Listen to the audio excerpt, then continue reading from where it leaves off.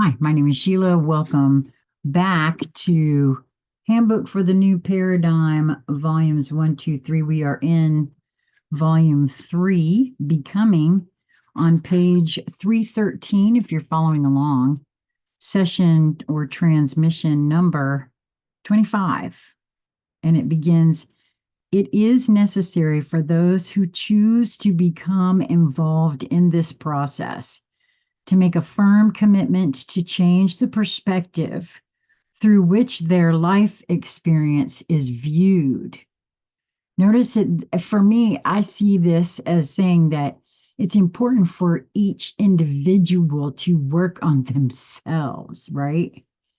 Remembering that the perspective chosen is in accordance with the type of view that is available within each one's personal attitude.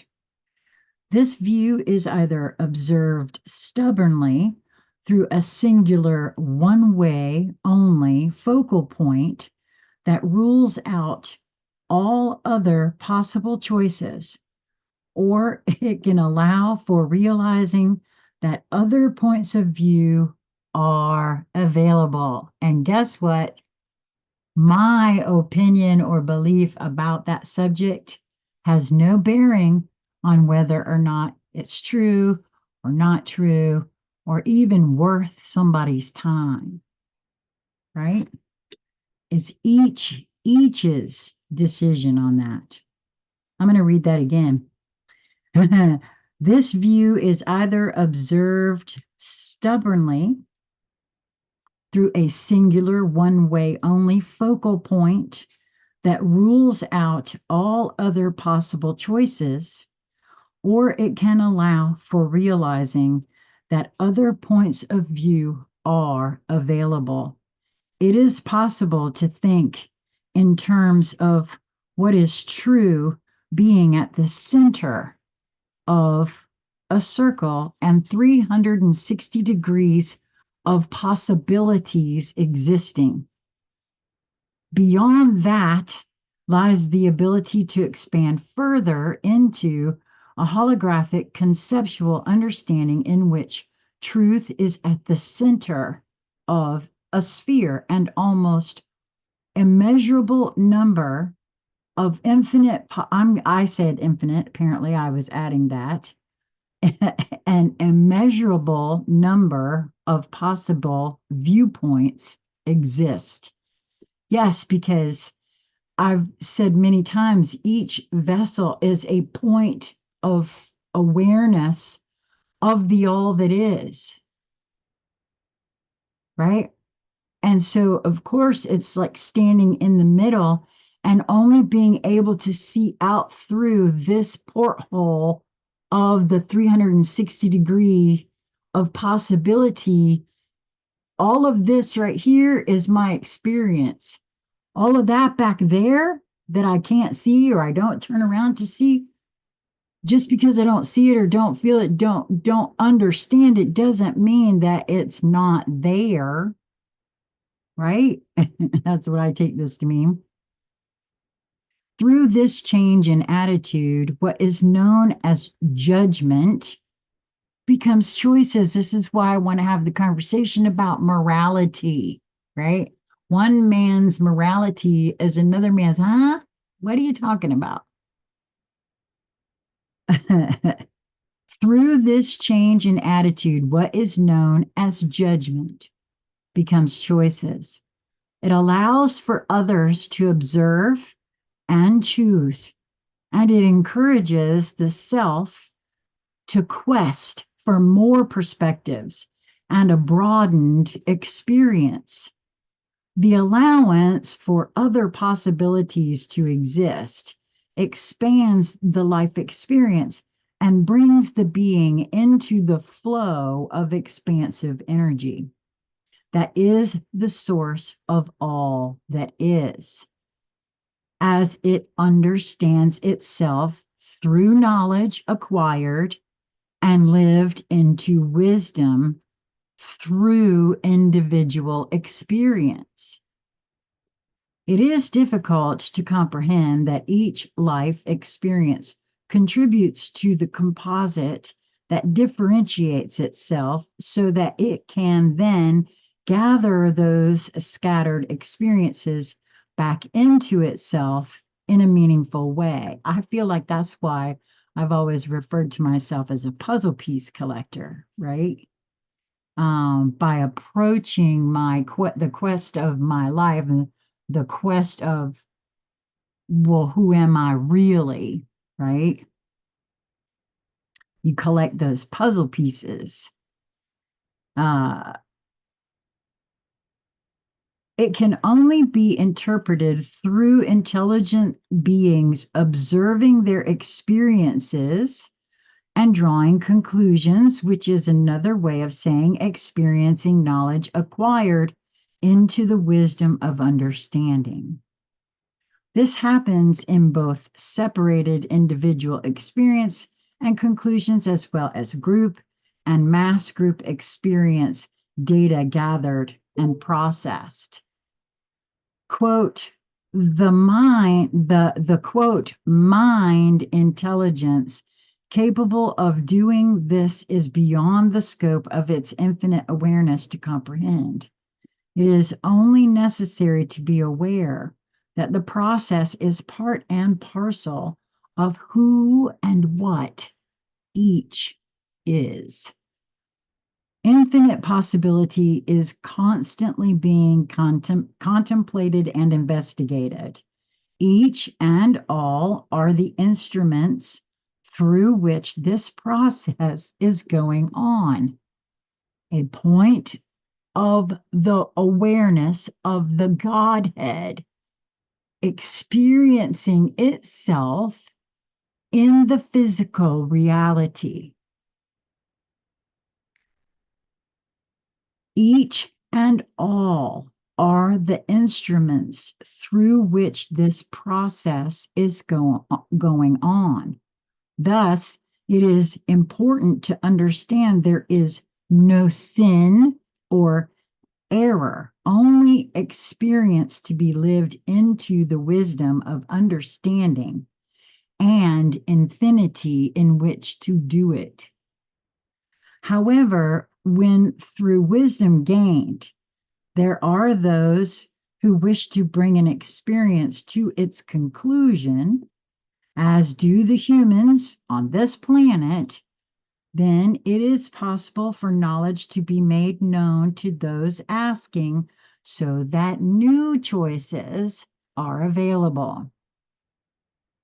It is through knowledge gained that the process of asking for assistance is brought forth. However, the asking must be done within the applicable laws that underlie the existence of all manifested experience. There must be an understanding and application of those laws by the requesting group before it is possible to give the assistance. When considering these messages, it is possible to see the tight circle of circumstance within which humanity on this planet finds itself locked. It is possible to see it as a wheel of existence from which there has been no escape, and to understand why those prefer this planet to remain as a colony rather than an independent, self-determining unit have employed all possible means to arrange this. Since the action, and I'm sorry, but the way things are happening in this exact moment of now, and I'm going to date this because if you can find this at any time, but today is August 16th, 2024, and the things that are happening right now back that statement up. I'm going to say it again because it says, it is possible to see it as a wheel of existence from which there has been no escape, and to understand why those who prefer this planet to remain as a colony rather than an independent, self-determining unit have employed all possible means to arrange this. Since the actions of these beings are under scrutiny now, it has been necessary to manipulate the population to perpetrate on the surface control measures upon themselves, so to speak. Therefore, you come to understand the power structures and reward systems that have been fabricated in order to entice those who would apply these control techniques upon their fellow beings, as well as instigate destructive functions to the planet for their own apparent gain. Wow, you can sure see that on the planet right now if you're open to seeing what is actually going on. How long they enjoy this advantage over their fellow humans remains to be observed.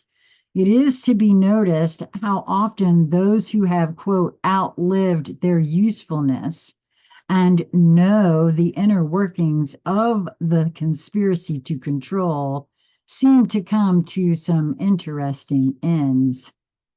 It is this ability to observe that allows for choice as to what each would intend to have for a life experience. It is this choice process that will enable mankind to change the planned destiny and remove themselves from the control and influence of those who would control and hold this planet as their own, rather than allow for its populace to evolve into galactic citizenship. The solution lies in the ability of Earth's evolved human residents to lay claim to their planet by their own recognizance, for unknown to them, theirs is the first right of refusal. Colonization by outsiders is only possible through their permission. This is why okay, so if one removes oneself a step back a little bit and think of what is going on the planet right now, when one asks oneself the question why, and you see what's going on, this really is very timely for me to be reading this, especially today. I feel like this is another one I'm going to have to share today. So, colonization by outsiders is only possible through their permission. Gives a whole new meaning to we the people, don't it? In this case, by default, through ignorance of their own ability to claim it, and for the most part, ignorance that they are a colony at all. And that right there is the biggest thing. If you ask me, if you take a look at, they'll own nothing, they'll, and be happy about it, and all of those kinds of things.